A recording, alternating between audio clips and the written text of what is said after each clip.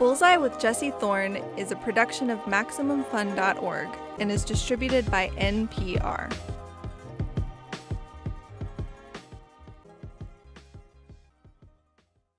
I'm Jesse Thorn. It's Bullseye.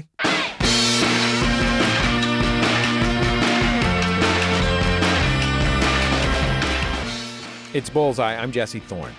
My guest, Barbara Kruger, is an artist. She works in text, mostly. Big, bold letters, usually in white over a ribbon of red.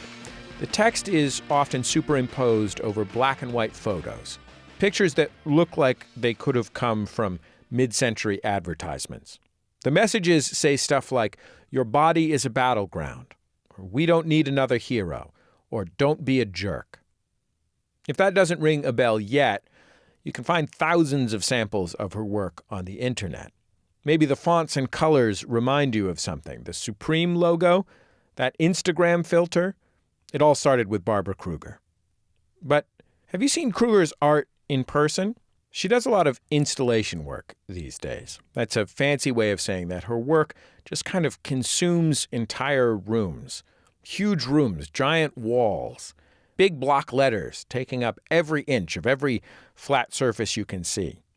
Phrases like belief plus doubt equals sanity. Cell phones. Whose body? Whose beliefs? Her work isn't prescriptivist. It's almost an experience. It asks you to engage with the world. It makes you think and question yourself. She's one of my favorite artists. I'm so excited to talk with her. Barbara Kruger, welcome to Bullseye. It's great to have you on the show. It's great to be here. What is your beef with serifs? No beef. No beef. No. Have you ever worked with serifs? I feel like your commitment to Futura has been so extraordinary for so long. I worked with serifs for many years when I was a young designer at Condé Nast, Caslon, Bodoni, Baskerville.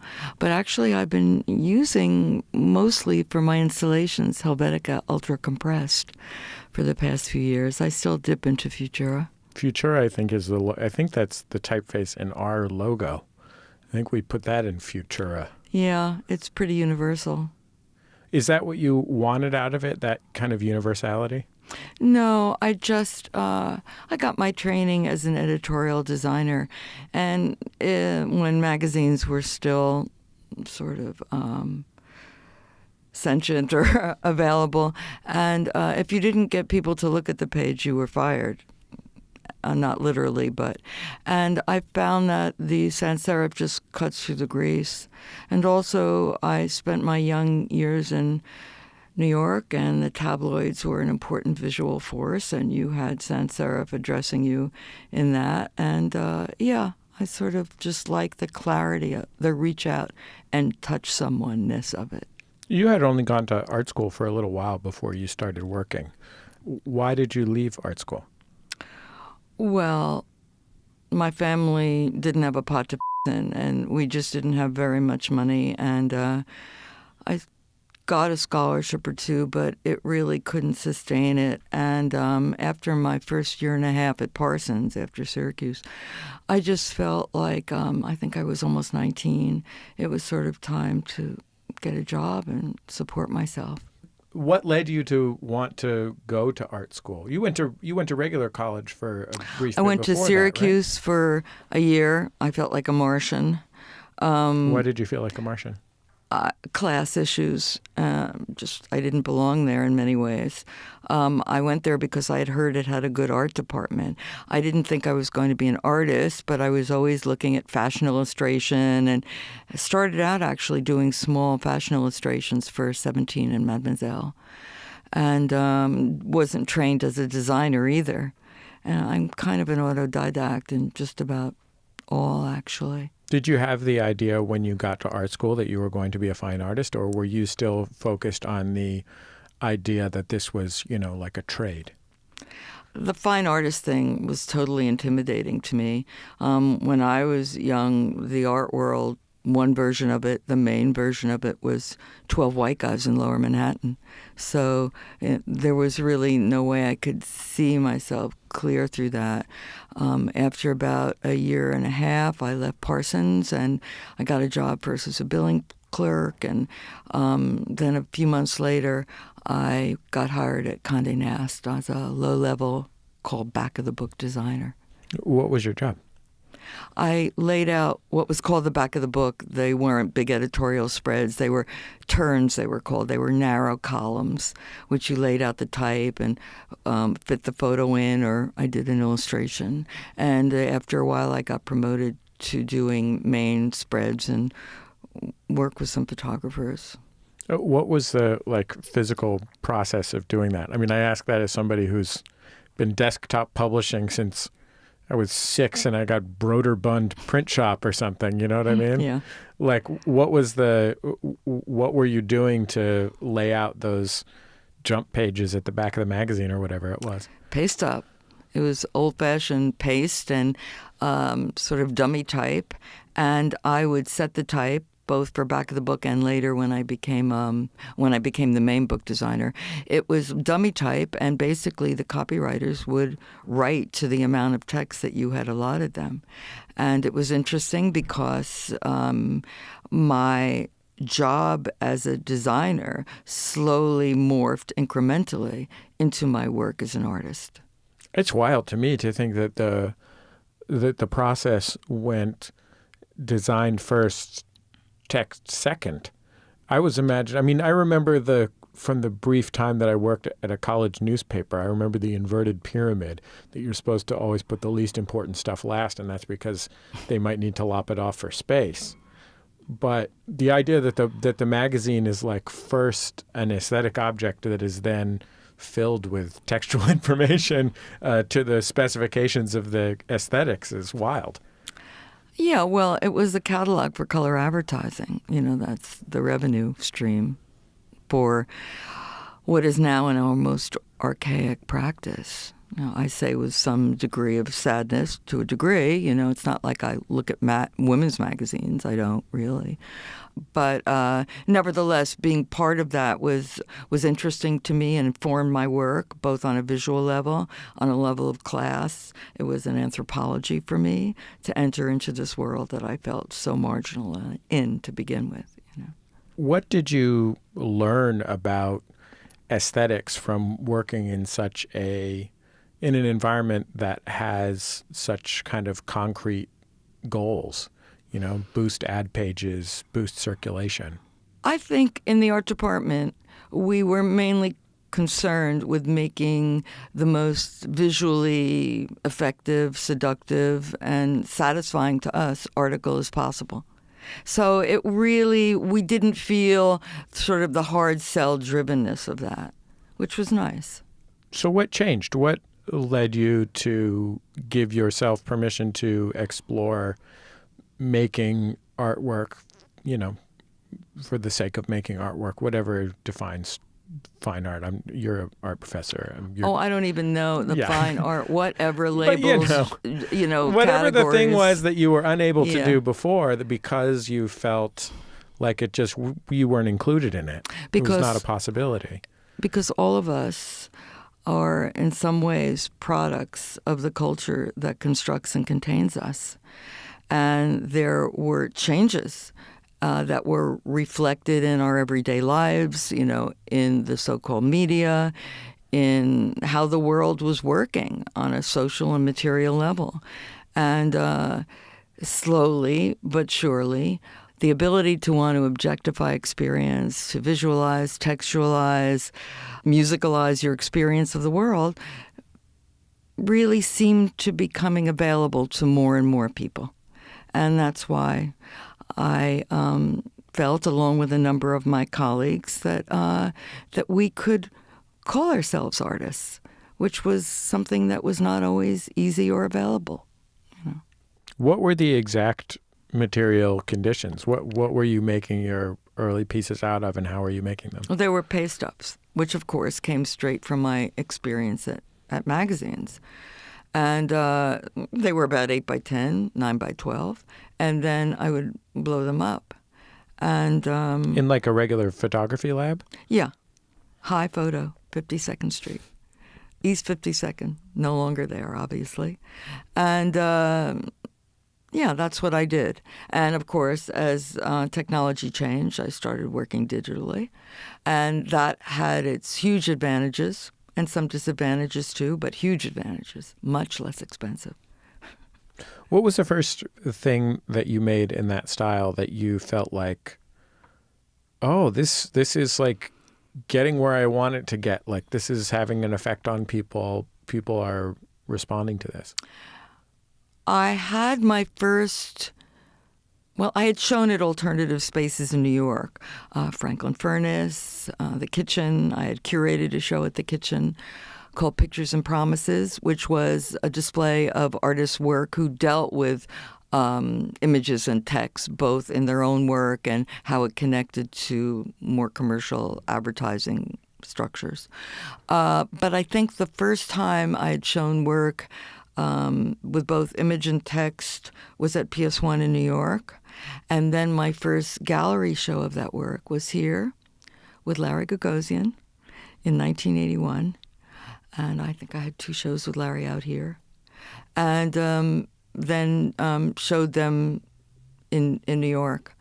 When I showed in New York, I sold the show out totally. I think I made $150 on each of those.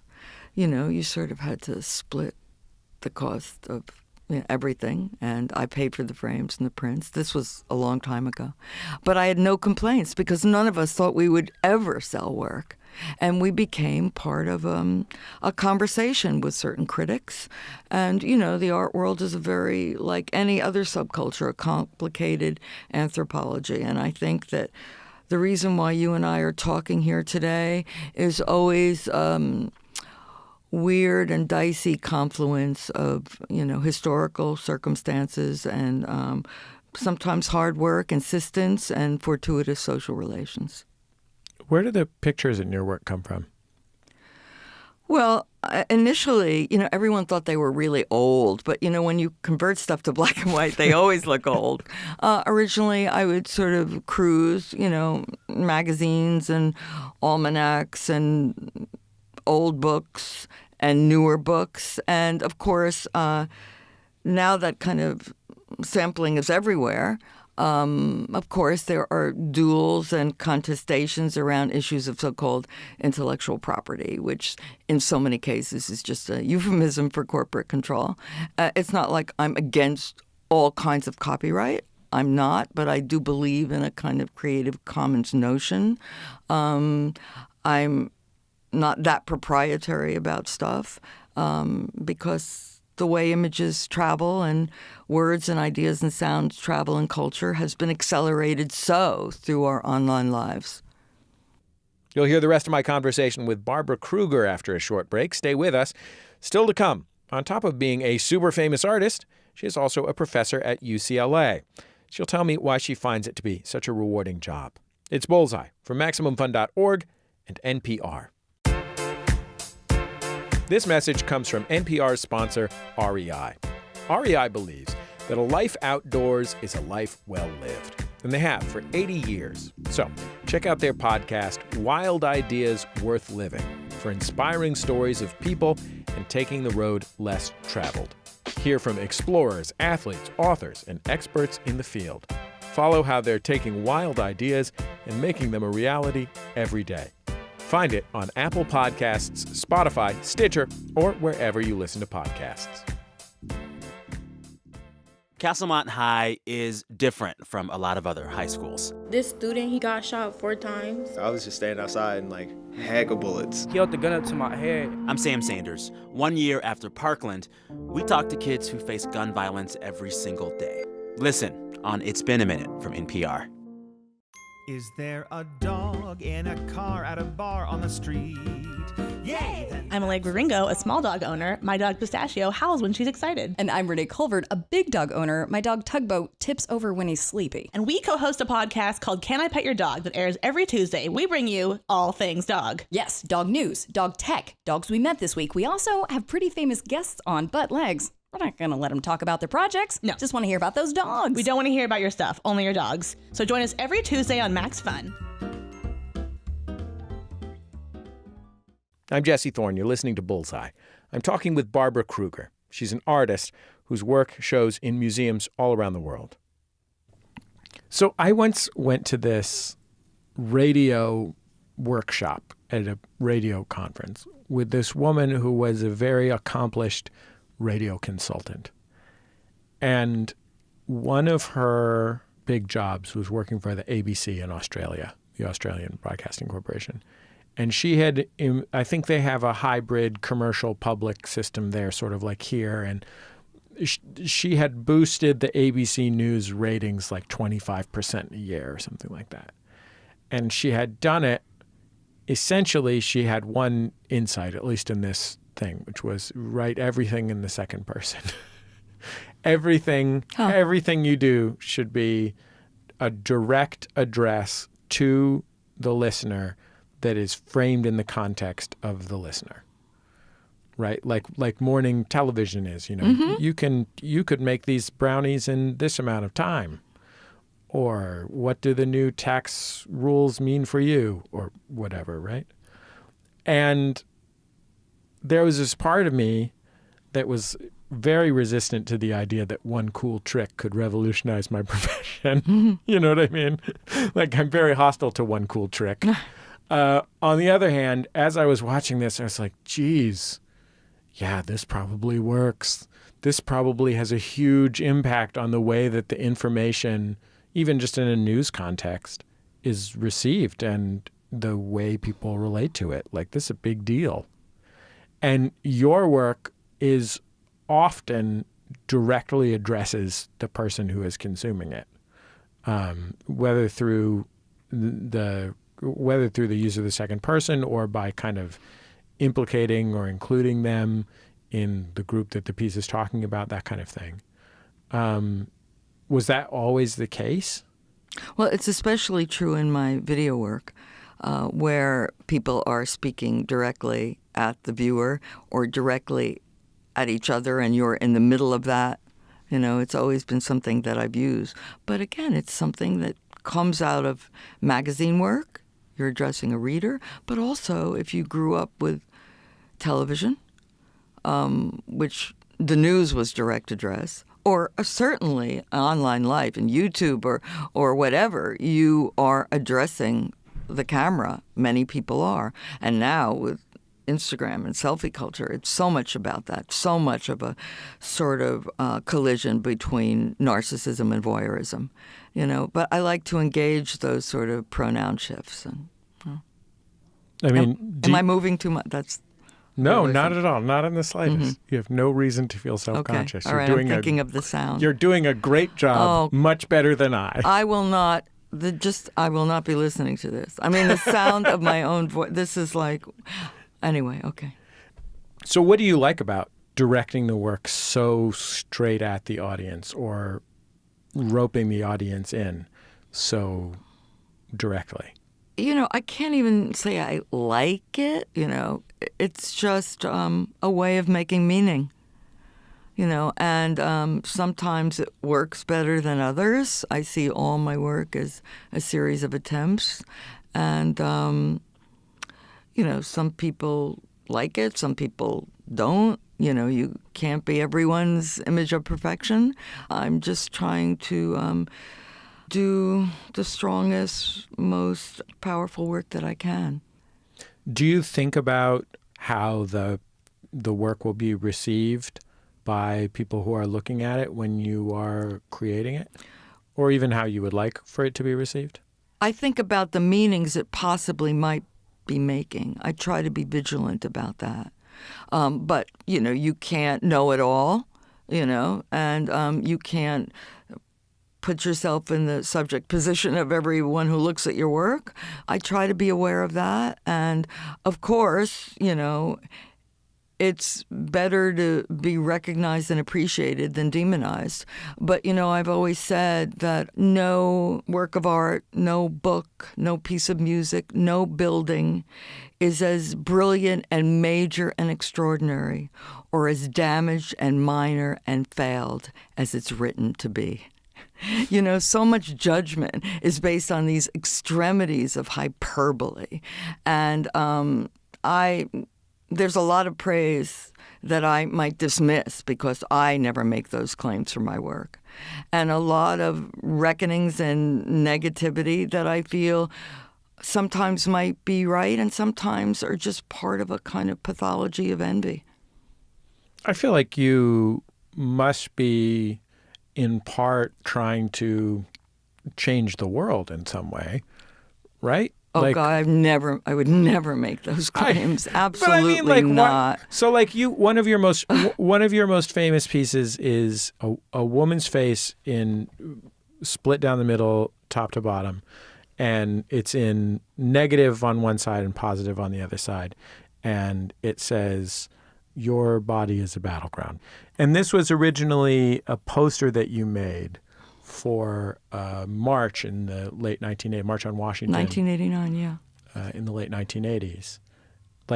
You make that work in part to move people to take an action, right? But it's not about, I would never say it's about changing the world. I mean, that to me, that kind of heroic. Well, you're definitely allergic to corniness, and that would be a corny way to put it. But... No, but that kind of heroic idea of the artist as mediator between God and the public and the ability to change the world, I just couldn't make those kind of claims. I do feel that when I made that poster, I had originally approached some organizations about doing it for them, but they didn't know who the hell I was. So I did it myself, and some of my students from the Independent Study Program of the Whitney Museum in New York, we all went out at night and put them up at 2 a.m. in those, and all around the city. And later on, I did a work without the instructions for the march. But again, I just saw that as one of many activities from so many people who were trying to make this march happen, and the bittersweetness of being at that march in '89 and sort of feeling so sad and crying because I had been at a march when I was much younger in the 70s, the only time I had ever been to Washington. And now we're still fighting the same battles around bodies, and not just women's bodies. The body is a battleground in the most general sense, but in this sense, of course, around reproductive rights. So here it is again, and it's so sad and ongoing, but never did I think that my work would change the world. I'm not being disingenuous and saying, oh, poor me, I do what I do, whatever. There's a big space in between there where you're sort of fueled by both insistence, ambition, and self-doubt. And again, I've said before, belief plus doubt equals sanity on a certain level. One without the other is kind of scary. I was listening to an interview you did on my friend Rico Galliano's show a few years ago. It sadly is no longer a show. And you kind of offhandedly mentioned how much you like Howard Stern. I'm no longer ever surprised when anyone tells me that they love Howard Stern. Well, now everybody does it. But for those of us who were early adapters, I'm talking about very early on. I used to listen in New York in the early 80s and remember when he first came here to L.A., I wrote an article for Esquire and did the cover on him. And I remember him, it was his first cover, starting to read from it to Robin. And I'm thinking, I'm listening to this. I'm thinking, oh, my God, don't please. Because he's reading and he said, oh, I think she likes me. And then the next sentence was like, slap, It's like, oh my God. But he was a very different person then. It's like 30 years of psychoanalysis. He's not the same rageful person he was then. I feel like I don't have the emotional energy for Howard Stern. He's a terrific interviewer. I mean, more and more the show is about sort of celebrity interviews or people who are trying to make something that they've done, visible to the public. And he's a great interviewer, but I still prefer the banter between all the folks in the studio as opposed to the celebrities. What do you like about it? About the banter? Yeah. I think that he's very smart, witty, funny guy with a great grasp of the goof. And I think the interaction with the people he works with is both based on admiration and abject humiliation. And I think that his sort of, especially the earlier shows, the brutal anthropology of showing just how low people will go was a sort of forerunner of the reality television that we're seeing today, and the need for people to constantly be either on a screen or to be seen through a screen or to look through a lens. When you teach students now, what you do at UCLA, what do you want them to leave with, given that you got only a very brief time in the ivory tower as a student yourself? Well, first of all, I should say I love teaching at a public university, and I would not be teaching if that wasn't the case. There's also a difference between the graduates and the undergraduates. It's a very competitive school, very competitive. Undergraduates, it's a thrill that so many of my students are first generation to go to college, first generation to speak English, and I just really enjoy the time that I'm spending there with both the students and the great colleagues that I have in the department. Los Angeles has a history of being a place where part of the sort of MO, the job description for an artist, was that you teach. Not because it's a part-time job, but because it's part of your practice, because there are so many art schools here and great universities that have art departments. So it really is a part of the work, and being in a public university makes it even richer and more rewarding. So what do you want them to leave your class with, especially undergrads who might not even have by the time you get to graduate art school, you've got some ideas about who you are as an artist and what you want to be as an artist, even if they might change later. But when you're an undergrad, you're still really finding your feet, I imagine. Many of the undergrads will not be artists. They'll be mathematicians or architects or engineers, because it's an art department, But some of them will be artists, and some of them are so young. And the exhibitions that they're doing in the gallery at school are so good. And it's so satisfying as a teacher, and also to remember my short time in school, how an instructor had the power to give you an okay. Yes, you can do this. Or yes, you have some self-worth. Or yes, I believe that you have ability. And it sort of was really important for me. And I never forget that when I'm working with students. Barbara Kruger, thank you so much for taking all this time to come and be on Bullseye. It was so cool to get to talk to you. Thank you. Thank you very much. Barbara Kruger. If you live in a town with a contemporary art museum, odds are they have her work on display somewhere. If you live in Los Angeles, you can go to the Los Angeles County Museum of Art, where her work is permanently on display at the Broad Contemporary. It's actually an elevator, a breathtaking elevator. She also has a breathtaking, enormous outdoor wall at the Geffen Contemporary at MoCA in Little Tokyo in Los Angeles that I actually just made a field trip to go see with my 7-year-old daughter. And it's amazing.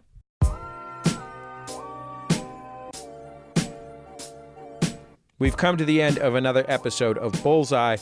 Bullseye is recorded at MaximumFun.org World Headquarters overlooking MacArthur Park in beautiful Los Angeles, California. Kevin, our producer, is back this week. Nice to see you, Kevin, from a trip to Italy. He tells us that Italian parks are not as interesting as MacArthur Park. In fact, in his experience, which is extensive, nearly 2 weeks, they are boring and cold and rainy. So take that, Italian parks. P.S. Los Angeles was very cold and rainy while you were gone.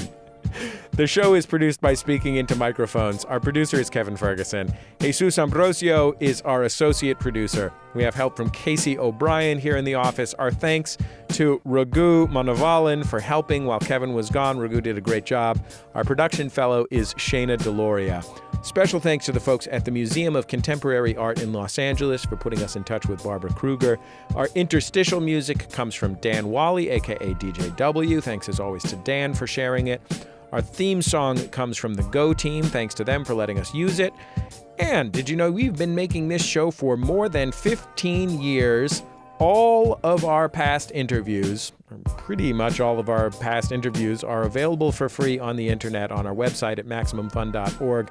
Many of them are in our podcast feed, which goes back years at this point.